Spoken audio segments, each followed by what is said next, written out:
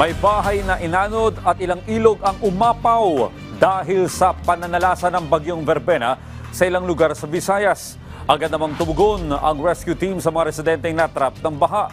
Ang detalye sa report ni Gab Villegas. Sa kuha ni Jit Beronibla, hindi agad nakalapag ang AirAsia Flight Z2343 sa Roxas Airport dahil sa malakas na hangin na dala ng Tropical Depression Verbena. Dahil dito, muling bumalik ang flight sa Maynila at nireschedule ito. Ligtas naman na nakalapag ang eroplano sa Roxas Airport. Umapaw ang tubig sa Ilog Hilabangan River sa Barangay Kamugaw sa Kabangkalan City sa Negros Occidental dahil sa pag-ulan dulot ng Tropical Depression Verbena. Dahil dito, binaha ang ilang lugar sa lungsod at apektado na rin ang pagbiyahe ng mga sasakyan sa ilang kalsada.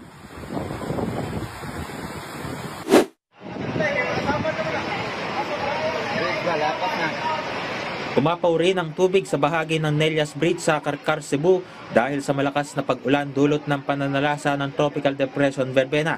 Dahil dito, hindi na rin makatawid ang mga sasakyan sa nasabing tulay.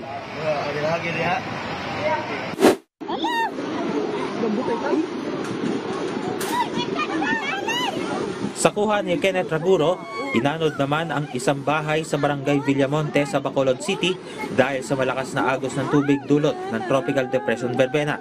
Inaalam pa kung mayroong mga residente sa loob ng inanod na bahay.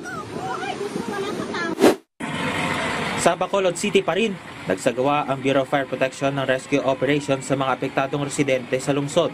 Makikita na ibinyahe ng mga bumbero ang mga residente mula sa mga binahang lugar sa Mandalangan Bridge patungo sa isang mall.